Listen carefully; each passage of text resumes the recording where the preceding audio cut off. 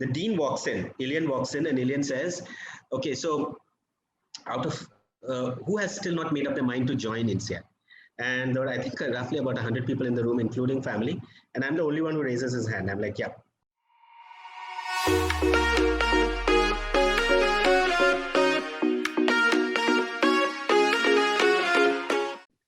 Hello, everyone, and welcome to a new episode of Roll Call, where we help you answer your questions on all things MBA, career, and life. So let us know what's your question. If there is one word to describe our guest today, it would be hustler. He's someone who has repeatedly challenged the status quo and has dared to create a unique path for himself.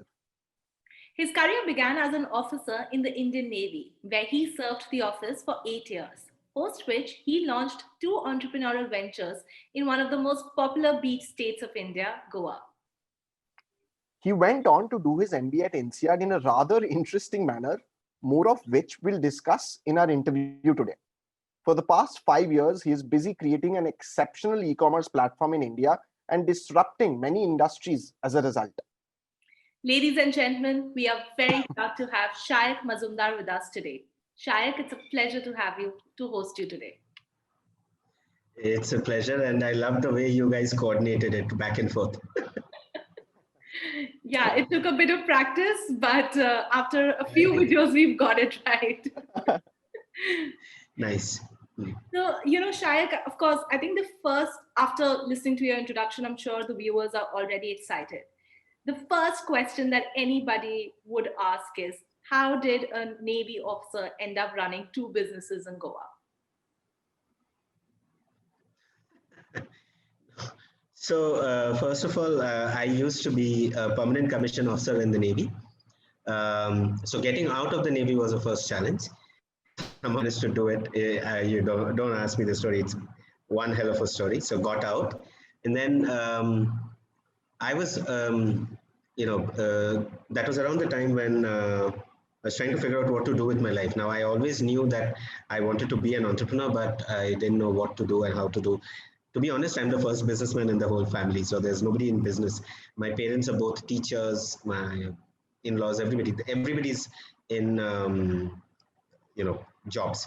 So it was in, I think it was August or something.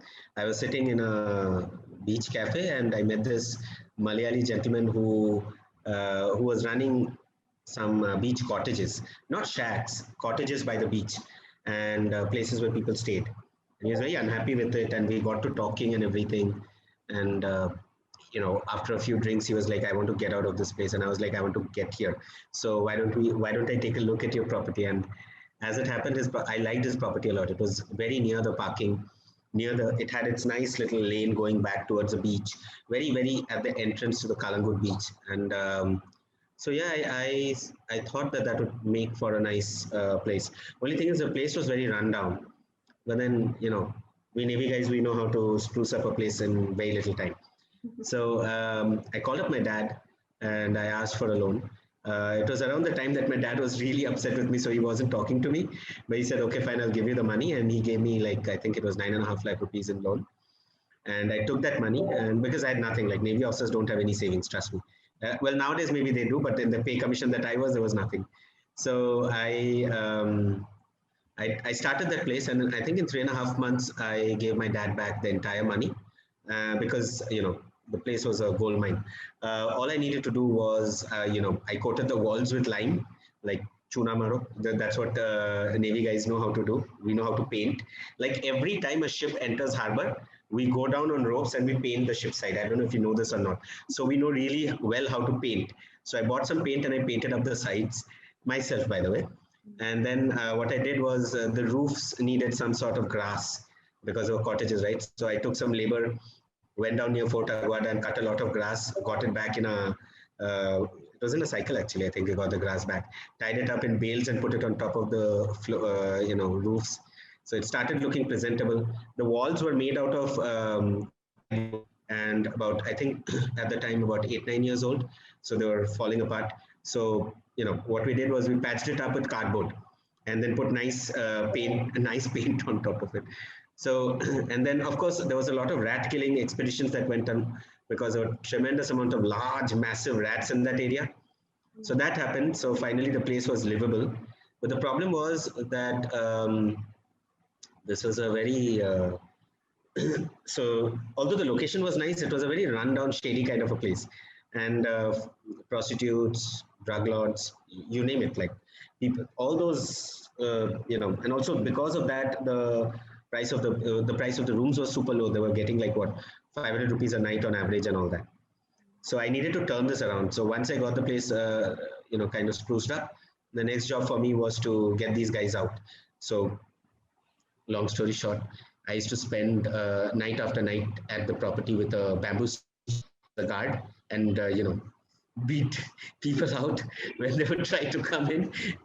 Had a few altercations with the local mafia in the nearby places, but luckily for me, they decided not to touch me. Also, it had something to do with the fact that I reminded them that there was a commando station nearby and I could call on them. So it helped.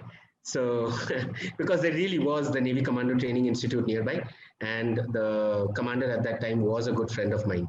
So, and he did come to visit me once or twice. So the guys there knew that I was a Navy guy and I could call on the commandos and things could get rough. So they didn't touch me, thankfully. It just got a little heated at times. So 2-3 times that happened. And then people started moving out. So the place started getting better. And so this is, I'm talking about in the first month itself. And then it took me, I think, about another month to set up the website. I designed it myself, set it up myself. I went on the online travel agencies and set up everything. So it was just me, right? There was no staff. I couldn't go to any agency or anything. And then I think it was around the second or third month that a young guy joined me. His name was Salim. So we were just a two-man army, 9 cottages. Salim would wash the linen. Salim would take the bags to the rooms. He would also be in the reception and check people in. He would be the one who would go to the nearby Jai Maharashtra and get food for people if they needed, and everything, right? So it was fun. It was a lot of fun. Like I was there from morning 7 till I think night 10, 11, 12, it didn't matter. And one of the things I learned very early on is the type of customers. Today in Startup World, they call it customer segmentation. I did it long back, and not knowing, by the way. It was kind of intuitive. So what I realized is that it was the higher rent is paid by the families, but you wouldn't get any value-added services, so to speak, from them. They won't really drink or eat or go somewhere because families are they stay safe. Whereas if I get gangs of girls or guys coming along, then that's a party, and then you can make a lot of money there. So what you would typically do is you don't want them inside the room because one, they would mess it up, and two is you make more money by sending them to lots of places, and they're happy, you're happy, and everything, right? So I would do things like you give me a rating on TripAdvisor now in front of me, and you take a beer for free. And beer was 25 rupees, right? A Kingfisher pint. So in 1 year, I went from unranked, unknown property to rank number 8 in entire Goa, right? It was a meteoric rise because people were genuinely happy, okay? I'm talking about the strategy behind it. It sounds a little crooked, but it wasn't crooked. It really was intended to make people happy. Like, for example, if the guys would come, I would tell them which discs to avoid and tell them that, okay, don't talk to the girls there because they would, before you know it, there would be 5 drinks down and you would pay your entire amount for Goa and you would not be able to go out after that because that's a trick. That's what the pubs do there, the local shady pubs. Whereas, I was partnered with Tito's, Mambo's, Kalangut, all the casinos. So it took me about a year to set all this up, but I had partnerships with any big brand in Goa I was partnered with. So you talk about the casinos, both brands, Royal and the other one. You talk about the clubs, I was partnered with everything except Club Cabana. And then, and the main reason I was partnered with them was because I wanted the people from the nearby hotels to come to me for the tickets. So that would raise my brand awareness and all those things. So I did that.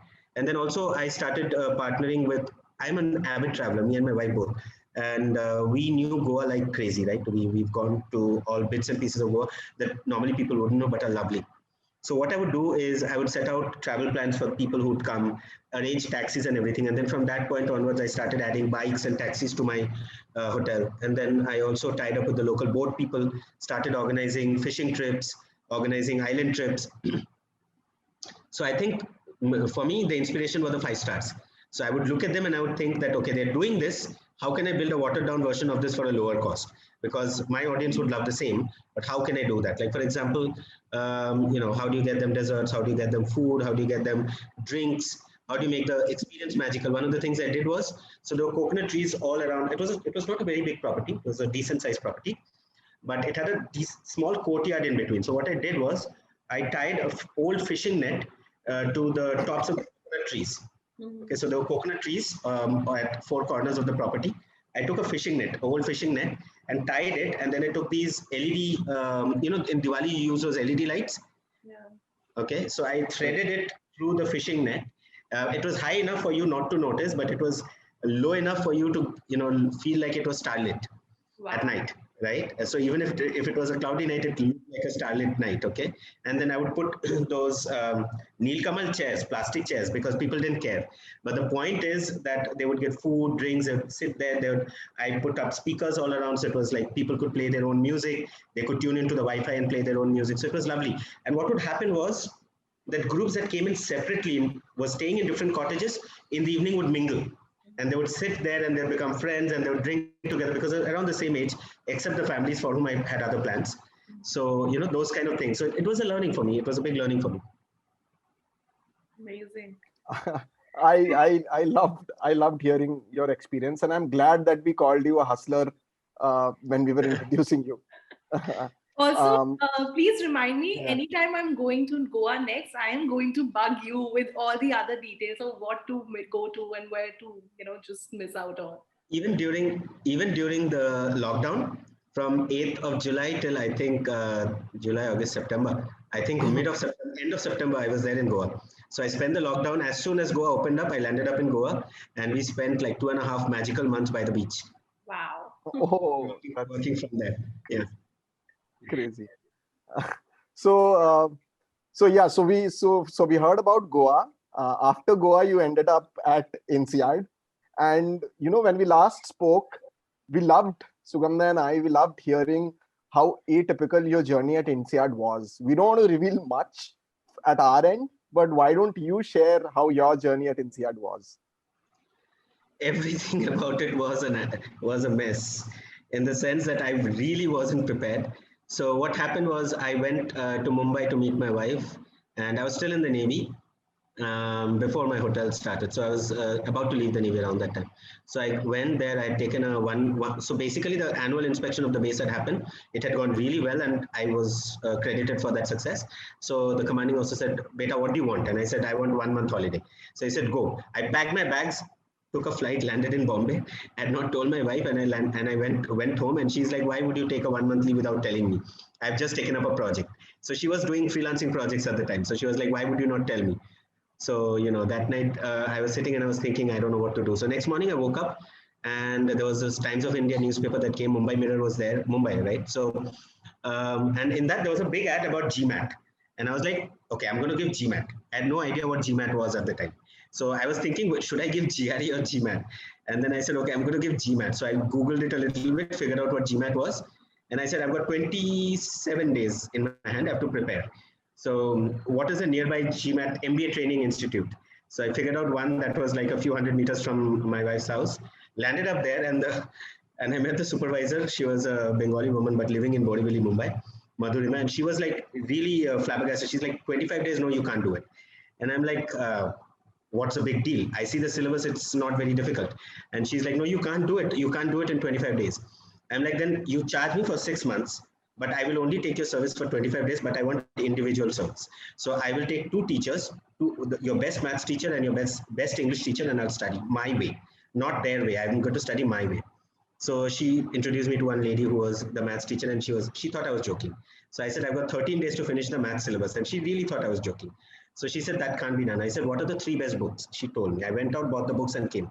That was Princeton. I think it was Sharma and something else. Anyway, so I bought the 3 books and I came, and I said, now what? And she said, these are the chapters. So I said, 13 chapters, 13 days, it can be done.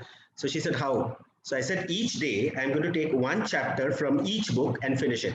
And next day I'm going to come back if I have a question and then start on the next chapter. So I went home and I told my wife this, and she said, have you already paid them? I said, yes. So she's a true Gujarati. Okay. So she said, if you paid the money, you better make sure you get good marks, because agar input hai to I need the profits. Okay. So I said, okay. So she basically made sure that I didn't leave the bedroom and come out to watch TV the entire day. She locked me inside and she said, you study, you do not get out.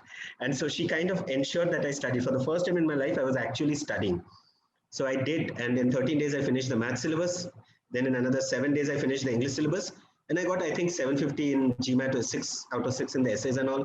And then I tried getting into the colleges. So now for me, I was like, okay, I'm a hot shot. I've got 750. People will come running after me to take me in. I had no idea, no coaching, no nothing. So I went back to my hotels then, and somewhere down the line, because I had a 750, everybody wherever I applied gave me an interview, right? So I got an interview everywhere. I got waitlisted everywhere for the simple reason that I didn't know what I was talking about, right? Like I had no background and I had no answers to their questions. Like I'll tell you one example. This is the funniest one. Like the head of admissions at Wharton was interviewing me, and she asked me, and right at the end of the damn interview, I screwed it up. So she said, tell me, Shayak, give me 3 reasons why I should give you this seat. And you normally have a nice answer about what's so special about you. I answered it in 3 words. I said, because I'm good, I'm better, and I'm the best, Obviously, I didn't make it through. So finally, that was time was running out, and I had got admits in MBA colleges with 100% scholarship, but they were not in the top 10. And for me, I wouldn't do an MBA if it wasn't in the top 10. I'd kind of made up my mind, why waste money? I'll put that money into the business. So no idea what an MBA really did at that time. I just thought I needed an MBA. So then, finally, I think in third round, I thought, yeah, I've heard about INSEAD, let me apply. So I applied without knowing what INSEAD really is. I just thought that it's a Singapore campus. That's all I knew. So they said that the alumni will interview you. So I went down to Mumbai, took overnight bus, went to Mumbai. In the morning, I'm sitting at Starbucks because Sriti Seksaria, who's I think she's still heading marketing for Starbucks in India. So she and Ashish, he was heading an investment bank in India at the time. By the way, I didn't even understand what Ashish did. I had a basic idea of what Sriti did. So I was that unprepared. So I landed up there and Sriti had a long chat with me. And she was like, look, you're definitely not a typical INSEAD material, but I think you'll do well because INSEAD does have these people who are not normal. And she spoke to me about some model who had gotten into a Russian model in her batch, who then ended up becoming the third highest paid model in the world. So that kind of, so that kind of inspired me. So I was like, okay, then there might be a possibility for someone like me as well. She said, okay. Then I went to Ashish, did the interview. Ashish said, fine. And then, I got through to INSEAD. And the problem was, I never really thought I would get through. So I had not applied for a scholarship. I had not applied for anything. Okay. Because for me, it was like, I'm trying. If I get through, I get through. If I'm not, I'm not. And then I started studying about INSEAD when I got through. So I was like, okay, let me see what is this college that I got through. And I realized, okay, it's in the top 5 actually. So it must be a good college. I started looking up. There was not that much material online. I started asking some people. Nobody could tell me much. So I was like, okay, fine. We'll figure it out once. Let's see what the tuition fees are. And then I realized I didn't have the money for it. So, I had not planned for it, to be honest. So I didn't have the money for it. So welcome day. There was this demo day, which is about a month before class starts. And they sent me email, and me and my wife, we were talking, and we had not gone out of India till then. So we spoke and we were like, okay, this will be a first out of India trip. Let's do this. And, we bought the tickets. We went to Singapore, and Neil Baden took the intro, but it was Gabriel Shulansky who did the actual session. And I still remember he took the session on KFC versus McDonald's and why KFC succeeded in China and McDonald's didn't, why McDonald's succeeded in India and KFC didn't. It was a brilliant session. I really loved it. And it kind of opened my mind to new opportunities. And that's exactly what I was looking for because I was stagnating in Goa. I was doing a lot of things on my own without studying, and I had no research skills at the time, right? You see, Navy teaches you for a lot of things. It doesn't teach you how quant, it doesn't teach you research, it doesn't teach you analytics, none of that, right? I could do a lot of things through, chutzpah, hustle and all that stuff, but I really didn't have the traditional skills that people get in the corporate world, right? And so I was kind of very impressed. So I said, okay, I want this. So after that session, the dean walks in, Ilian walks in, and Ilian says, okay, so out of who has still not made up their mind to join INSEAD? And there were, I think, roughly about 100 people in the room, including family. And I'm the only one who raises his hand. I'm like, yeah. So he's like, okay, why have you not made up your mind? So I was like, because I don't have the money to do the course and you've not given me a scholarship. So the whole room is silent, okay? I don't think they expected that as an answer. So the whole room is silent, 2, 3 seconds. And then finally the dean says, okay, I'll have a chat with you later on. Let's continue. So after that, he calls me out and he says, you didn't get a scholarship. I said, no. So he said, why? So I said, because I didn't apply. So he said, why would you not apply? I said, because I really didn't think INSEAD would take me in. And I, for the matter, I didn't know what INSEAD was 2 months ago. So he's like, okay. So he called Priscilla Chong, and Priscilla and Ilian discussed, and they said, okay, we'll open the scholarship window for you for 1 hour. Do not tell anyone, submit your application, we will review it and we'll give you. So, and then I think by the end of next day, I got a call. So they're like, how much scholarship do you expect? I was like 100% because I don't have the money, because I was going by the Indian standards, you know. So he said 100% is not possible. INSEAD maximum gives, I think, 22-23%, something he said. So I said, then that's good enough. I'll take that. So he's like, but you're not qualifying for that much. So we had a negotiation and I ended up at 22%. So yeah, so that's how I landed up at INSEAD. And then even with that scholarship, I still didn't have the money. Right. So I had, because I put back all the money that I'd earned back into the businesses, which had just started growing, because I'd started 2 new businesses, one of which was doing badly, one was doing good, and they had just started growing. So, you know, we didn't have the money. I had roughly about 5 lakh left in the bank, and INSEAD needed like close to 70-80 lakhs all put together. I didn't have the money. So my mother-in-law had a life savings. So she put in about, I think, 15 lakhs or something, and my wife had some money she put in. My wife's uncle, he put in, I think, 5 lakhs or something. Lots of different people put in money, different ways, right? But at the end of the day, like my dad, he came in and put in his life savings. So somehow I was about 60% there, still didn't have the money. And then, you know, my wife said, okay, I'll stay back in India and I'll continue working. And, you know, whatever money I make, you will be able to pay your tuition fees. So I said, fine. But then the normal house rent was very high in Singapore. So that was about 1 lakh rupees a month, and I couldn't afford that in my budget. So I was looking for lower and lower and lower. And finally, I gave a search for the lowest one nearby, and I found something for 35,000 rupees a month. So I booked it, and then I landed up there, and I realized what this guy had done was he had an L-shaped living room, and he had cut off the smaller leg of the L, as in boarded it off with drywall, and made that into a room so that he could rent it out, which I don't think is even allowed by the HDB, right? HDB being the Housing Development Board of Singapore. So it was literally, people have cupboards bigger than that, honestly. So I had like one bed, which was 6x4, and next to it, one table, which was 2x3, and one small locker, and the room ended, right? But for me, that was good, because to be honest, I've stayed in ship cabins, and very early in my life, like when I was a early midshipman, I've actually slept inside torpedo tubes. So sleeping in a small bunk or in a torpedo tube means that getting a cabin is a luxury, because really getting a cabin is a luxury, okay, in the Navy. And so this was fine by me. So, and I was like, okay. But it's only after I started, then I realized how my other course mates were staying in, you know, Dover and Heritage and nice condos and beautiful. So what I used to do was, I used to go to the nearby condos, because my friends were there, and I would swim, and I'd use a gym, and I'd use a sauna, and I would spend time there because they had everything, and then come and spend most of the time at INSEAD actually, and then come home here only to sleep, which was really a problem, right? So yeah, that's kind of how my first 8 months at INSEAD went. And then finally, I think these guys, Prodigy came, they need a loan. I said, yeah, make your, definitely, I do need a loan. So they gave me the loan. And so my wife could stop working. She joined me in Singapore. So then we took up a room, proper room, in production. So that's how INSEAD was. Yeah, I didn't get, I got 150 rejections from so many different companies. So it's, yeah. This is crazy. It's one of the craziest stories that I have heard in a while, because my God, you don't give up. You just don't give up. I don't think that's there in your dictionary. No, I find Uh, other ways around it, but the point is you get there.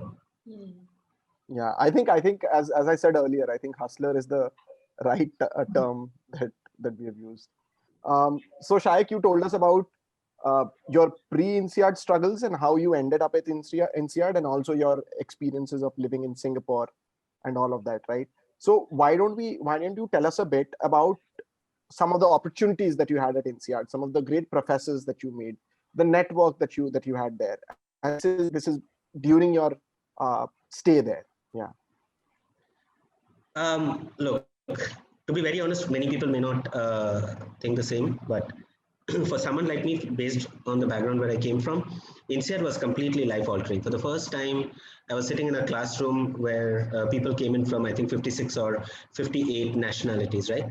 And even my group, there was a German guy who had been in investment banking and then ran his own housing business in Spain. Used to be a boxer, long distance runner. Then there was a Hungarian guy who was a McKinsey consultant. McKinsey was paying for his INSEAD MBA. Then there was there was this girl who was from Microsoft, and she was a techie. And there was this Lebanese consultant, Bain consultant, I think, yeah, if I'm not wrong. So this was a group, right? And it started off with a group. It was a nucleus of my experience at INSEAD. This group was awesome. Like in the very first discussion, one of the first discussions we had, I'd read up online that a lot of happen because people don't set their expectations right in the beginning. So I was kind of sure that that was my decision, that we will set the expectations in the beginning. So the first discussion we had, and very uncorporate like, I said, does anybody in this group want to be a dean's lister? If you want to be, please tell. I don't care about being a dean's lister. I'm here to get my experience. That's it. I honestly don't even need a job right at the end of it. I don't know what job I'll do. So I think out of the entire group, only Stephanie said that, okay, I might want to be in the dean's list, but I'm not sure. And everybody else was looking at me weirdly, like, this guy doesn't know anything about us, and he's starting off asking whether we want to get into the dean's list. So that's how it started, and it kind of evolved from that point, where we were one of the closest knit groups in our batch, where we got along fabulously well till today. I think we catch up every 2 months, talking about life and where everybody's been. So there was a lot to learn. Like somebody was extremely good in sarcasm. Somebody was extremely good at playing pranks on you. So those things were there to learn. But there was a lot of other things to learn as well. Like for example, somebody was very low key, very high context, as you typically expect in the Southeast Asian countries. And then you get a lesson when you realize that you've known this person for a long time and you didn't know the first thing about them. And suddenly it opens up, and people can, and especially people who come from low countries, can be really offended by that. How could you not tell us this? And that kind of a thing, it tells you things about cultural context, about how to deal with different people. And yeah, it was a lot of fun.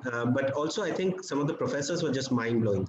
Like Gabriel Shulansky, I negotiated a course, because Gabriel doesn't teach lowly MBAs like us.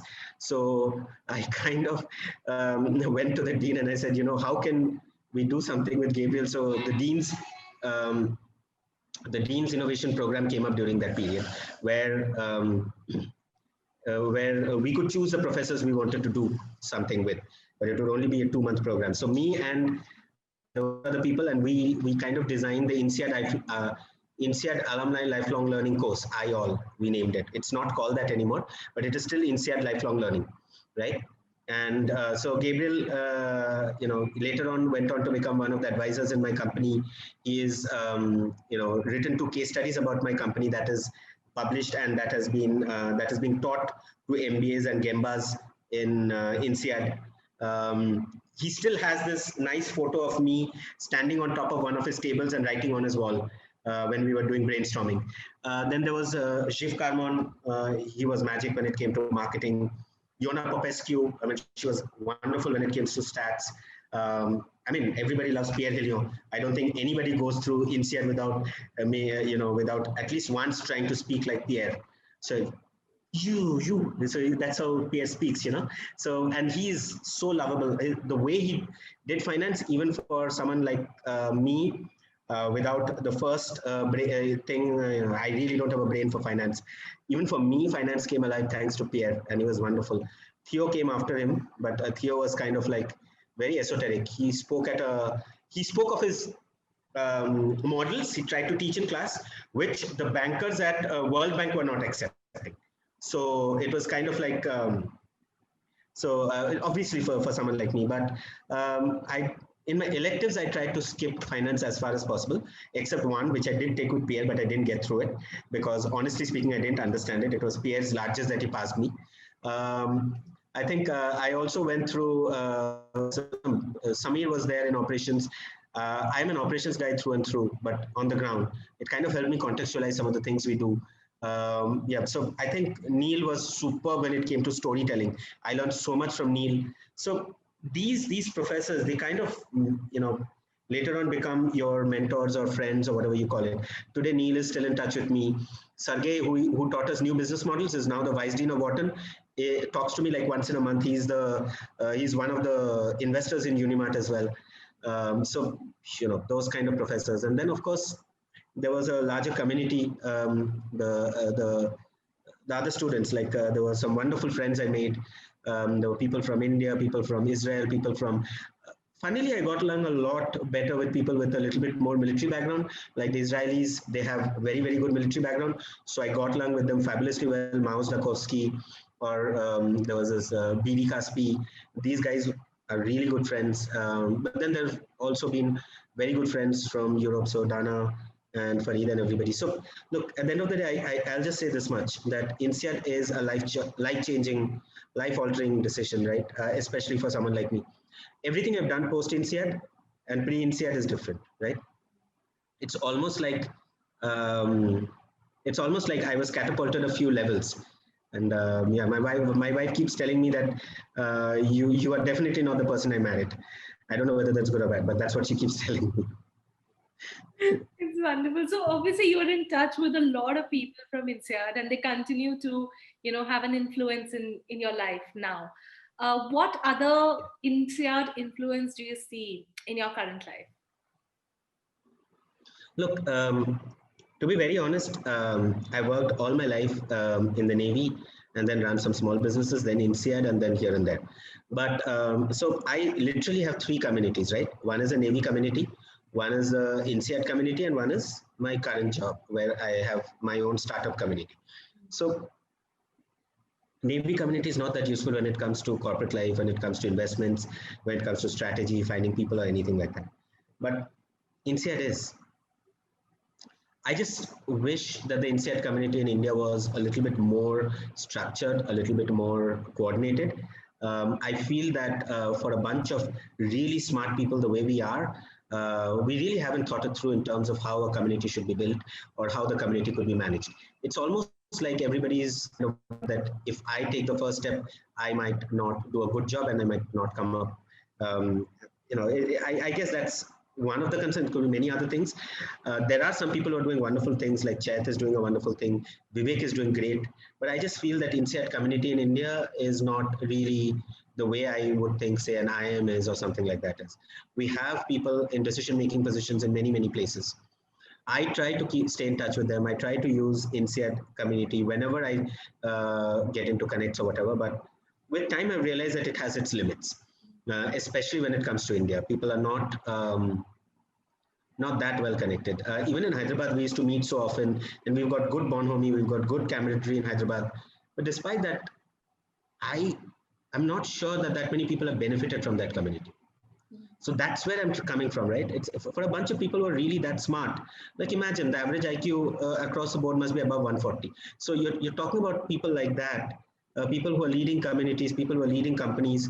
Imagine the strength that community has. That if it is harnessed properly, I think the kind of issue lies at two levels. INSEAD as a school hasn't really tried too hard. They've done their bit. I shouldn't complain, but they've done. Like I'm in touch with some of the INSEAD community managers who are there working in India. But at the same time, I feel that a lot more can be done. Definitely. Thank you for joining us in the first part of our interview with Shayak. Stay tuned as we release the second part next week. We also want to take an opportunity to thank you as we have reached our first 100 subscribers. We are beyond grateful and ecstatic. Please like and share this video in your networks and help us reach another 100 subscribers.